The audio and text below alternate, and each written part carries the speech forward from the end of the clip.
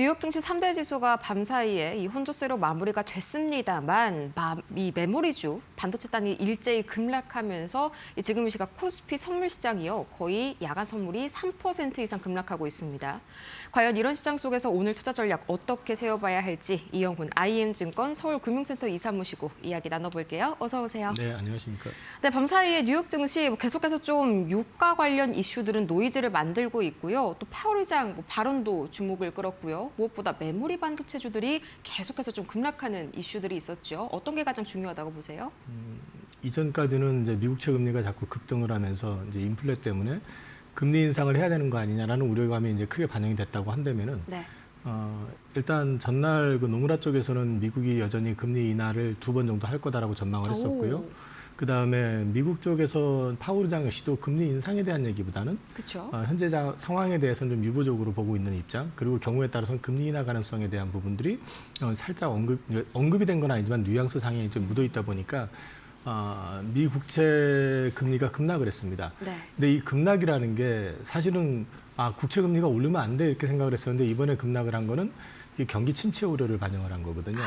그러니까 금리 인하를 한다라는 게 이제 소위 말해서 피벗을 해가지고 돈을 풀어내면서 전체적인 부양을 위한 그런 패턴이라고 한다면은 그 이전에 경기가 후퇴하거나 침체하는 모습이 보여줘야 되거든요. 그렇죠. 근데 그 부분에 대한 이제 시장이 걱정을 하기 시작했다는 겁니다.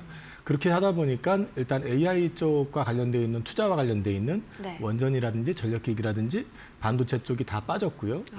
특히나 이 가운데서 이제 마이크론 테크놀로지가 많이 빠지니까 그렇죠. 우리가 지금 조금 고민 아닌 고민 지점에 서게 되는데 이 많이 빠졌던 이유는 먼저 말씀을 드릴 수 있는 거는 기존의 반도체 쪽에 주도주였었던 엔비디아는 먼저 빠졌고요. 네. 조정을 받고 있는 와중에 좀 덜 빠진 거고 그다음에 또 차기 주도주라고 했었던 알파벳 역시도 그 다음에 빠지기 시작해가지고 좀 낙폭이 컸고요. 네. TSMC 역시 마찬가지 패턴이었었다면은 상대적으로 좀 뒤늦게 출발해가지고 급등을 했었던 마이크론 테크놀로지가 덜 빠진 데다가 거기에 더해가지고 최근에 이제 현물 가격이 조금 조정을 받는 모습. 주말 사이에 또 나왔죠. 네네, 그런 부분들이 같이 맞물리면서 지난주에 있었던 또 노이즈까지 겹쳐지면서 좀 급락이 나온 것 같습니다. 그럼 좀 아직까지 월가에서는 이 터보컨트 이슈를 좀 진지하게 보고 있다고 보세요? 분위기가 어떤가요? 저는 이거 터보컨트와 관련된 부분들은 사실은 진지하게 볼 의미가 크게는 없다고 보거든요. 네. 근데 센티적인 측면이 강한 거죠.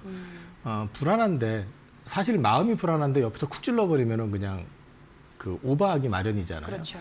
그러니까 그런 어떤 측면이 좀 더 강해 보인다는 거죠. 이게 사실은 작년에도 딥시크 파문 때 딥시크 파문 나왔을 때 엔비디아 끝났다, GPU 더 이상 뭐 확장 안 될 거고 이러면 이번 사이클 끝나는 거다라는 우려가 굉장히 강했었는데 그렇죠. 이게 산업이 발전하고 기술이 발전하게 되면은 그 수요는 더 커지기 마련입니다. 지금 마찬가지거든요. 그래서 이거는 기술적으로 더 이상 성장이 없고 모든 인프라가 구축이 된 상태라면은 이게 심각한 우려가 될 수 있는 부분이지만 네. 기술은 계속 진보를 하는 거고요. 그 진보하는 가운데서 MP3의 그 음원이라든지 또는 뭐 화상과 관련해 가지고 이제 영상 같은 거 압축하는 기술 같은 거 늘어나고 하면은 이런 것들이 이제 발전을 하게 되면은 그쪽 산업이 다 죽는다고 생각을 했는데 그 산업이 오히려 더 커졌잖아요. 그렇죠. 마찬가지 맥락으로 보시면 될 것 같은데 다만 지금 많이 오른 데다가 심리가 불안한 데다가 투자 계속 할 수 있을까? 네. 라고 의문을 갖게 되면 자연스럽게 매도가 나오는 거고 그럼 그러니까 가장 덜 빠진 쪽에서 또 매물이 쏟아지기 마련이거든요. 그래서 약세장의 패턴이긴 하지만은 보통 끝까지 버티는 애들이 마지막에 또 두들겨 맞습니다. 그 패턴이 나온 것 같습니다. 네, 계속해서 뭐 이란 전쟁이 확전될 때도 메모리주들은 가파르게 올랐었죠. 그게 지금 드디어 좀 반영이 되는 그런 모습입니다. 이 이란 전쟁도 벌써 한 달 가까이가 지나갔는데 뭐 그동안 한국 증시 흐름이 어땠는지도 한번 정리해 주시겠어요? 뭐 정신 없었죠 보면은. 그랬죠. 네, 환율이 굉장히 지금. 그 정신적으로 이상이 올 정도로 급등했다 급락했다 뭐 네. 서킷이 거의 매번 수시적 걸리기도 하고 편안하지 않은 장세였었는데 이랬던 이유가 사실은 많이 빠지면 우리 개인 투자자들 같은 경우는 이제 바닥 기대감을 가지고 펀더멘탈 기대감을 가지고 사들어오는 반면에 외국인들 같은 경우는 사실은 MSCI 이머징 마켓 지수의 비율이라든지 그다음 방금 말씀드렸던 AI의 노이즈가 미국에서는 엔비디아부터 시작해서 알파벳으로 이어졌었기 때문에 지속적으로 매도가 나오는 상황인데 그 노이즈에도 불구하고 메모리가 계속 강하니까 외국인들은 계속 팔고 네. 한국인들은 밸류가 싸니까 하고 계속 받았던 거죠. 근데 이게 또 전쟁이 터지는 바람에 이제 리스크 오프 상황이 되니까 외국인들은 또 적극적으로 팔아대는 네. 그런 부분이 연출이 되다 보니까 사실은 편하지 않았던 한 달이었던 것 같고요. 지수상으로 봤을 때 전 세계에서 제일 많이 빠졌다. 그러니까 최근에 이제 전쟁 나고 그 얘기를 하는 건 그건 당연히 연초에 제일 많이 올랐기 때문에 그런 거고요. 그렇죠. 그런 측면에서는 뭐 특별한 점은 없지만 문제는 우리가 산유국이 아니다 보니까 이런 이제 에너지원 쪽에 문제가 생겼을 경우에 이제 타격을 가장 심하게 받을 가능성이 있는 국가 중에 하나다.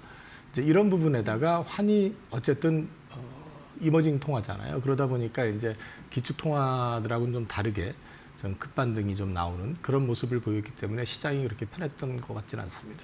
네. 그러면은 뭐 4월 달은 좀 어떻게 될 거라고 보세요? 지금의 불안정성이 좀 계속해서 이어질까요? 이게 좀 고민 지점인 게요. 지금 이제 트럼프가 4월 6일 시한을 줬잖아요. 네. 그리고 지금 전쟁을 수행할 수 있는 거는 원래 권한이 이 미국 의회에 있고 대통령령으로 진행할 수 있는 거는 법적으로 2달입니다. 그리고 철군까지 감안했을 때 3달을 줄 수 있거든요. 네. 그러면 이제 한 달이 지나갔잖아요. 그렇죠.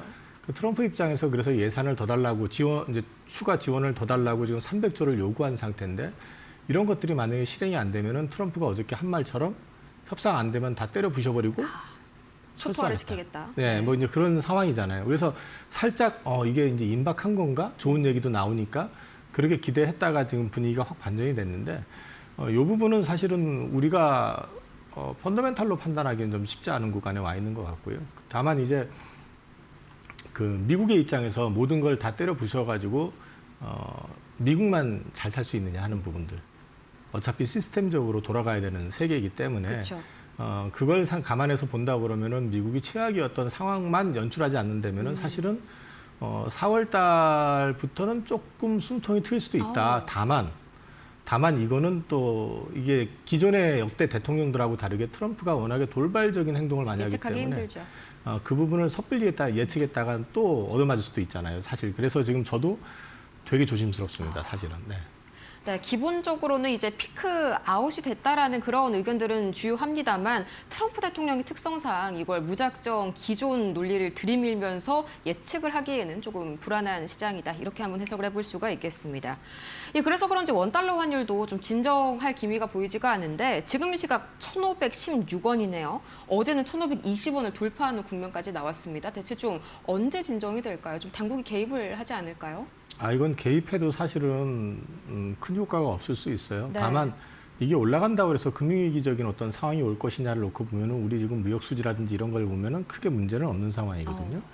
그다음에 윗비라고 하는가요? 그 국채지수 편입하는 네. 거 그런 것들도 이제 예정이 돼 있는 상태이기 때문에 이것 때문에 뭐 경제 전체가 센티가 무너지거나 그러지는 않을 것 같은데 다만 원화 약세가 이렇게 심한 거는 비산유국이라는 거 거기다가 이제 일본하고 우리가 같은 비산유국인데 일본은 그래도 준 기축통화잖아요. 그렇죠. 그러니까 위험 자산이 위험 회피 심리가 나올 경우엔 그래도 일본은 엔화가 이제 방어가 되는데 우리는 그 부분이 좀 약하다는 측면에서 이 동북아 3국에서 위안화, 엔화는 비교적 좀 안정세를 보이고 있는 반면 네. 우리가 좀 치명적이기보다는 좀 기복이 좀 심한 편이긴 한데 이거는 좀 결국에는 이제 종전이라든지 아니면 이제 전쟁과 관련된 부분들이 어느 정도 마무리가 돼야지 그래야지 이런 부분들이 좀 자리를 좀 잡아갈 수 있지 않을까.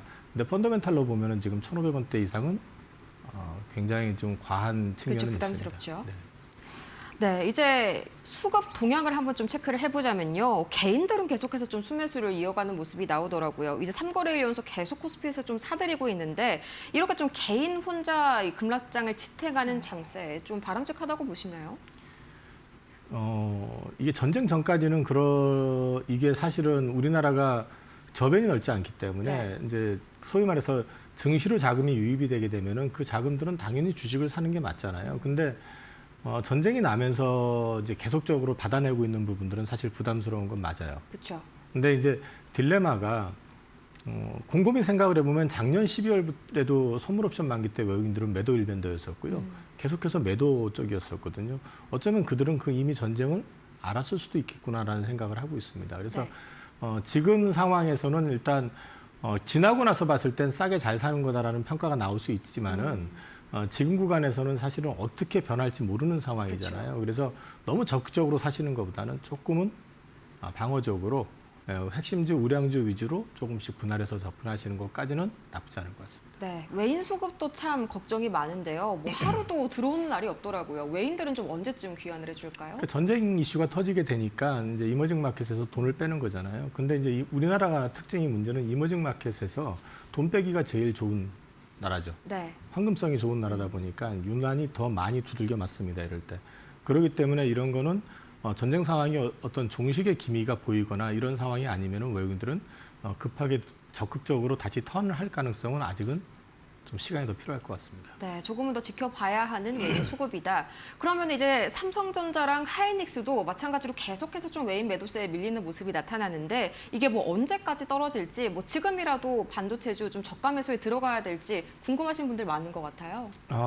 펀더멘탈로 봤을 때는 비싸다고 얘기할 수 있는 구간은 아니에요. 삼성전자가 PER이 6배까지 떨어졌고요. 그다음에 올해 내년 뭐 이익이 연속성이 그래도 좀 어느 정도는 담보가 되는 것 같기 때문에 네. 근데 문제는 지금 시장에서 경기 침체를 우려하고 있고 연속성에 대한 우려 때문에 팔고 있는 상황이잖아요. 그렇다고 하면은 사실 이게 지금 편안하게 받아낼 수 있는 구간이냐에 대한 고민도 좀 있습니다. 그래서 저도 지금 사실 포지션상으로 가지고 있는 부분들이 많긴 하지만은 이걸 추가로 사는 부분에서는 야, 여기서 내가 산다고 했었을 때 편안할까 생각해 보면 그렇게 편하진 않은 것 같아요, 저는요.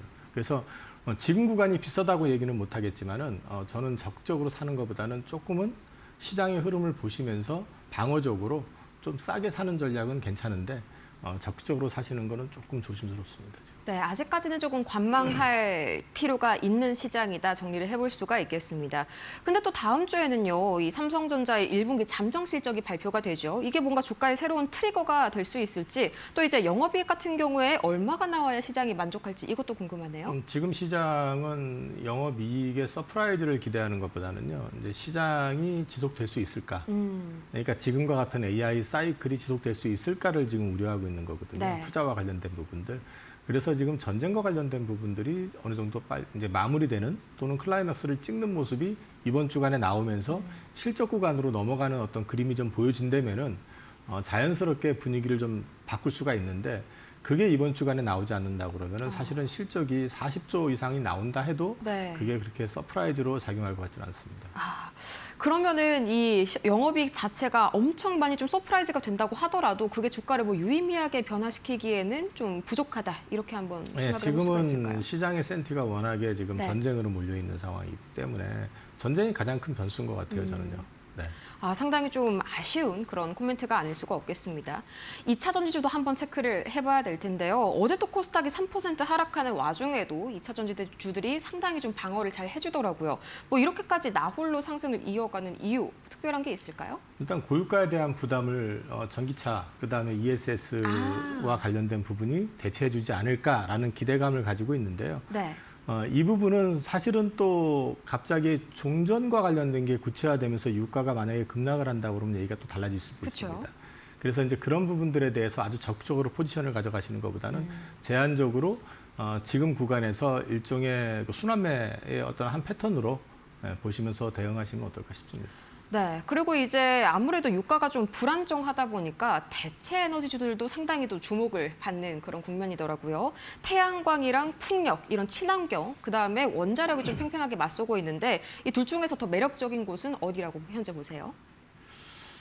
글쎄요, 우리나라 같은 경우는 지금 정부에서는 적극적으로 그 그린 에너지 쪽으로 이제 육성하겠다라는 말씀을 계속 하시는 것 같아요. 네. 근데 글로벌하게 놓고 얘기하게 되면은 여전히 뭐 원전 쪽의 비중을 무시하지는 못할 것 같고요.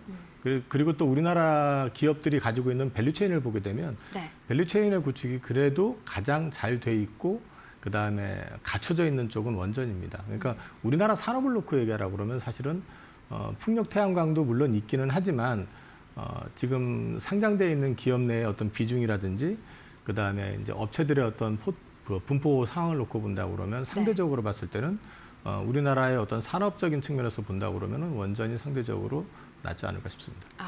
이 원전 같은 경우에는 앞으로의 좀 모멘텀적인 부분들도 좀 기대를 해볼 만한 그런 부분들이 많죠. 이제 또 소비주도요. 전쟁 이후에 또 새롭게 좀 정책 부양 기대감을 받고 있는데 뭐 시장에서의 좀 핵심적인 해지 역할을 할 수 있지 않을까 이런 기대감도 있는 것 같습니다. 경기 침체 우려가 나오면은 사실은 소비주 해지를 크게 기대하기는 어렵습니다. 그러니까 제가 드리고 싶은 얘기는 시장이 지금 센티가 굉장히 불안정한 흐름이잖아요. 네. 이런 흐름에서는 어떤 투자 도피처를 찾는 것보다는 시장의 전반적인 어떤 변화를 지켜보시면서 오히려 종전과 관련된 부분들이 어떻게 진행이 되는지를 체크하셨다가 이 부분이 구체화가 됐을 경우에 네. 오히려 기존 주도주들의 어떤 반등 가능성을 체크해 보시는 게 더 나을 수도 있다. 네, 저는 그렇게 보고 있습니다. 그럼 이어서 나머지 섹터도 한번 체크를 해보도록 하겠습니다. 바이오주, 이쪽은 상당히 좀 개별주 이슈가 강하게 작용이 되고 있죠. 바이오주 앞으로의 4월 달 동안의 흐름 어떻게 봐주실까요? 그러니까 지금 바이오 섹터 같은 경우는 어저께 같은 경우는 금리 인상 기대 이제 우려 때문에 또 전체적으로 다 두들겨 맞았거든요. 네. 근데 뭐 오늘 같은 경우는 또 금리 인하 얘기가 나오잖아요. 근데 사실은 그런 거에 크게 휘둘리는 것보다는 센트적인 문제가 되게 강하다고 보고요. 근데 지금 바이오 같은 경우는 통상적으로는 이제 각종 학회라든지 이벤트들이 4월에서 6월 사이에 많이 몰려 있기 때문에 통상적으로는 4월에서 6월이 괜찮았던 흐름입니다. 그래서 이제 저는 이제 그런 부분들이 좀 있는 종목들을 좀 체크해 놓으시면은 그래도 상대적으로 방어주 역할을 해줄 수 있지 않을까 기대하고 있습니다. 네, 이어서 이제 테슬라 관련해서도 굉장히 궁금해하시는 분들이 많은 것 같아요. 이 테슬라가 신차 국내 출시가 좀 임박했다고 하네요. 관련해가지고 좀 2차 전지 쪽이나 아니면 전기차 테마주 쪽에 좀 새로운 재료가 될 수 있을까요? 지금 저 신차 때문에 어떤 이슈가 나온다고 하기에는 2차 전지 산업 자체가 전기차 쪽에 대한 기대감이 크지는 않습니다. 네. 오히려 지금 현재 전기차 쪽보다는 2차 전지는 ESS 쪽이라든지 휴머노이드 쪽에 대한 관심을 가져보시는 게 좋을 것 같고요. 네. 특히나 ESS 밸류 쪽으로 해가지고 수혜를 받을 수 있는 회사들 중심으로 여전히 관심을 가져보시는 정도가 어떨까 싶습니다. 역시나 중심은 ESS에다가 두고 봐야겠네요. 근데 또 이제 주요국들에서 전기차 보조금이 다시 한번 좀 부활하는 기조잖아요. 이게 또 실제로 판매량 확대로 이어지지는 않을까 좀 이런 기대감 갖고 있는 분들도 많으시더라고요. 전기차 보조금 확대를 한다고 했었을 때 여기에서 수혜를 우리가 받으려고 그러면 그 시장 지배력을 가지고 있어야 되는데 네. 현재 전기차 보조금을 미국에서는 안 해주고 있죠. 그렇죠. 그러면 우리가 지금 지배력을 가져가려면 유럽에서 가져갈 수 있는 부분이 있어야 되는데 유럽은 우리가 지금 현재 지배적인 위치에 있지는 않습니다. 네. 중국 업체들이 주로 많이 하고 있기 때문에 거기에서 얼마만큼 열심히 하느냐에 따라서 조금 시장 점유율을 높이는 정도 현재는 볼 수 있지만 그걸 가지고 지금 주가가 크게 반등할 거라고 저는 기대는 하지 있지는 않습니다. 네, 다시 한번 2차 전지 쪽에서는 역시나 ESS를 핵심 축으로 놓고 보셔야 한다라고 이야기를 나눠봤고요. 또 전기차에 대한 그런 기대감은 아직까지는 그렇게 크게 잡히지 않고 있는 상황인 것 같습니다. 이렇게 한번 정리를 해볼 수가 있겠고요. 이영훈 IM증권 서울금융센터 이사 모시고 자세한 투자 전략 자세하게 세워봤습니다. 오늘도 좋은 말씀 고맙습니다.